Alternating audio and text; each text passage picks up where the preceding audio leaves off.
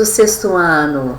Hoje nós vamos para a nossa segunda videoaula, continuando nosso estudo sobre o planeta Terra. Nós vamos hoje ver a atmosfera e a hidrosfera. Em detalhe, a gente tem as esferas do nosso planeta, a litosfera, que é a camada rochosa do nosso planeta, a atmosfera, a camada de ar, a hidrosfera, a camada de água, e a biosfera, que constitui todos os seres vivos que habitam o nosso planeta. Vamos começar com a atmosfera, que é a camada de ar que envolve a Terra. Origem. A origem da atmosfera, junto com as outras esferas, litosfera e também a hidrosfera, a atmosfera se originou após a grande explosão, Big Bang. O nosso planeta muito quente, em contato com o espaço cósmico gelado, começou a se resfriar. E a partir de constantes erupções, colisões em sua superfície inóspita, sem vida, além de gases expelidos por rachaduras na crosta terrestre, essa atmosfera começou a se constituir. Inicialmente, essa atmosfera primitiva era composta por gases como metano, amônia, nitrito, vapor d'água e dióxido de carbono. A maioria desses gases eram irrespiráveis. Com o surgimento dos primeiros organismos vivos que começaram a realizar o processo da fotossíntese, houve a absorção de gás carbônico, já presente na atmosfera primitiva. E a partir do fenômeno da fotossíntese, a transformação do gás carbônico em oxigênio. E assim, o nosso planeta começou com a sua biodiversidade. Começaram a surgir os primeiros seres vivos que utilizavam esse oxigênio no processo respiratório. Em detalhe, nós temos os vulcões que eram encontrados em grande quantidade na litosfera, no nosso planeta, contribuindo para o enriquecimento da atmosfera, a partir do momento que eles liberavam gás carbônico, dióxido de enxofre, contribuindo para a formação da atmosfera primitiva. Qual que é a composição da atmosfera atualmente ao nível do mar? Nós temos 78% de nitrogênio, 21% de oxigênio, 1% de outros gases, como argônio, gás carbônico, neônio, xenônio, hélio, metano, vapor d'água, poeira e etc. O gás carbônico já existia na atmosfera primitiva e ele foi aumentando com os processos fotossintéticos e também foi aumentando no processo respiratório. Ele é um gás estufa, porque o aumento dele, oriundo da poluição, da queima dos combustíveis fósseis, tem contribuído para a elevação da temperatura global. O metano também é um gás estufa, ele vem da decomposição da matéria orgânica. O vapor d'água vem dos processos respiratórios e da transpiração das plantas. Poeira pode ser formada também com particulados, como borracha, que vem da frenagem dos pneus, da borracha dos pneus dos carros, e também partículas de chumbo e ferro, que vêm das indústrias metalúrgicas e siderúrgicas, compõem a atmosfera do nosso planeta. Aqui nós temos um gráfico dos principais gases que participam de processos metabólicos dos seres vivos. O nitrogênio é o gás encontrado em maior quantidade, em torno de 78%. Apenas as bactérias conseguem retirar esse oxigênio diretamente do ar. O oxigênio, em torno de 21%, é o gás responsável pelo processo respiratório, é um gás reagente no processo respiratório. E o gás carbônico, em torno de 0,04%, é um gás reagente do processo fotossintético, mas também um gás estufa. O aumento do gás carbônico tem contribuído para o aquecimento global. Esse gás carbônico ele vem da poluição e também da queima dos combustíveis fósseis. Outros gases em torno de 0,06% e o argônio 0,9%. Funções da atmosfera. Fornece oxigênio, necessário à respiração, e o gás carbônico necessário à fotossíntese. Mantém o equilíbrio térmico do planeta em torno de 15 graus Celsius, que é a temperatura média do planeta. Protege contra o impacto de meteoros, que acabam sendo destruídos antes de chegar na superfície terrestre.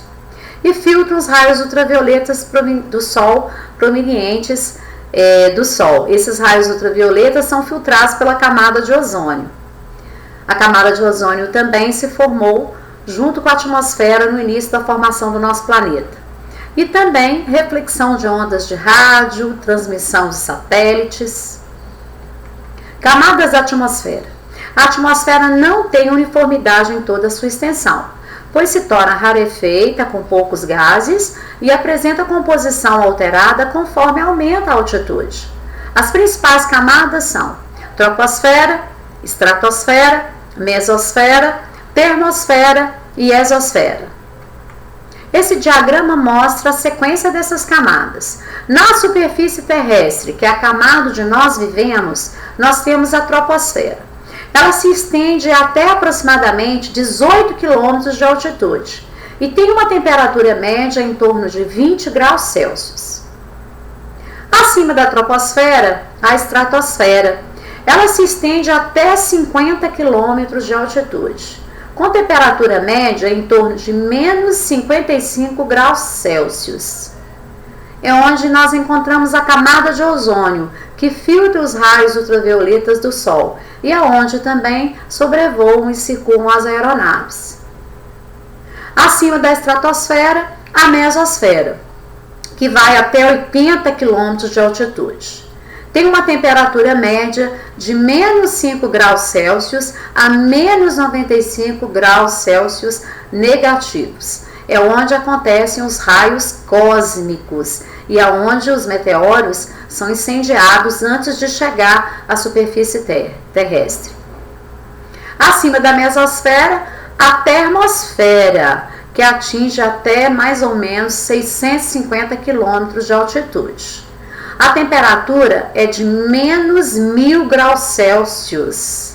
É onde nós observamos o fenômeno das nuvens luminescentes, onde circulam as ondas de rádio. Acima da termosfera, a exosfera, que faz o limite da atmosfera com o espaço cósmico. Ela vai até 10.000 km de altitude e tem temperaturas que chegam a menos 2.000 graus Celsius. Troposfera corresponde à camada onde se desenvolve a vida e por isso as atividades humanas. É onde ocorrem os fenômenos meteorológicos, chuvas, ventos e etc. Concentra 75% dos gases e 80% da umidade do ar. Estende-se de 0 a aproximadamente 18 km de altitude. Imagem da troposfera. E os fenômenos meteorológicos, como chuvas, ventos. Estratosfera. O ar é mais rarefeito. É onde ocorre a difusão da luz solar e também ela é responsável pelo azul do céu. A temperatura diminui conforme a altitude. Grande presença de ozônio, O3, gás que absorve mais radiação solar do que os outros, sendo responsável pela filtragem dos raios ultravioletas emitidos pelo Sol. São 3 átomos de oxigênio que formam a molécula do ozônio. Aqui a gente tem um diagrama desses raios ultravioletas do Sol, A, B e C, e a intensidade desses raios conforme cada camada da atmosfera. Na estratosfera, onde nós temos grande quantidade da camada de ozônio, esses raios são filtrados de modo que eles chegam com menor intensidade na troposfera, que é a camada que está próxima de nós, protegendo o planeta assim de um superaquecimento. Mesosfera apresenta temperaturas menores, pois é uma camada que chega a 80 km de altitude. Nessa camada, a presença de ozônio, e é onde acontece também a combustão dos meteoros, que se incendiam antes de chegar na troposfera. Não há nuvens para absorver a luz do Sol. Aqui é a imagem de um meteoro sendo incendiado antes de chegar ao solo. Termosfera apresenta o ar bastante rarefeito, composto por grande quantidade de partículas de íon. Refletem as ondas de rádio. Ocorre a aurora boreal e austral, também chamada de ionosfera. A radiação ultravioleta do Sol é muito intensa nessa camada. Aqui são os diferentes comprimentos de raios, de ondas, de acordo com o tamanho de ondas, de acordo com os raios ultravioletas do Sol que atingem o nosso planeta. Esses raios ultravioletas do Sol eles são filtrados pela camada de ozônio da estratosfera. A imagem da aurora boreal. A aurora boreal é um fenômeno polar. A gente observa esse fenômeno no ciclo polar ártico por conta dos ventos solares e a quantidade das partículas atmosféricas na atmosfera. Ela vai refletir brilhos com diferentes cores. Exosfera apresenta 2.000 graus Celsius negativos de temperatura. Praticamente não existem gases atmosféricos. Situam-se diversos satélites nessa camada. É a última camada da atmosfera. Aqui a extensão da exosfera, que chega a 1.000 quilômetros. Distribuição da camada de ozônio. Existe um rompimento da camada protetora da Terra com diminuição de 60% do gás de ozônio na atmosfera, na camada estratosfera, proporcionando o que a gente chama de rarefação. Quem é responsável por isso é o clorofluorcarboneto, o CFC, na baixa atmosfera. Esse gás ele é utilizado em sistemas de refrigeração, solventes, espumas plásticas e em alguns aerosóis. A maioria dos aerosóis a gente não encontra o CFC. Esse CFC entra em contato com outros tipos de gases graças a reações químicas que acabam por quebrar as moléculas de ozônio e separar um dos oxigênios da molécula do O3. A circulação do ar leva os CFCs em direção à camada de ozônio. O CFC se fragmenta devido à ação dos raios ultravioletas. O cloro começa a interagir com o ozônio e a partir desse processo ocasiona a quebra desse tipo de molécula e consequentemente destrói a camada de ozônio. A diminuição da quantidade de ozônio resulta do aumento da entrada de raios ultravioletas na superfície terrestre, alterando toda a composição natural do clima e das paisagens, prejudicando inclusive a fotossíntese, provocando algumas doenças nos seres humanos, como câncer de pele, catarata, queda da imunidade, além de comprometer a vida do planeta. Aqui nós temos algumas imagens do nosso planeta em 1979, quando a camada de ozônio ainda existia em grande quantidade. Em 1998 já existia um buraco, 2000 e agora em 2005. Como que esse buraco está cada vez maior, mostrando que o nosso planeta está ficando desprotegido e os raios ultravioletas do Sol cada vez mais atingem a superfície terrestre, contribuindo para o superaquecimento do planeta. Hidrosfera. Hidrosfera é a camada de água do nosso planeta. Ela é constituída de rios, oceanos, mares e demais locais com água, como lençóis freáticos, córregos, pântanos. Distribuição da água do nosso planeta. O nosso planeta tem mais água do que terra. E de toda a água presente no planeta Terra, 97,5% é água salgada, mares e oceanos, 2,5% água doce, que forma as calotas polares e a água na forma líquida.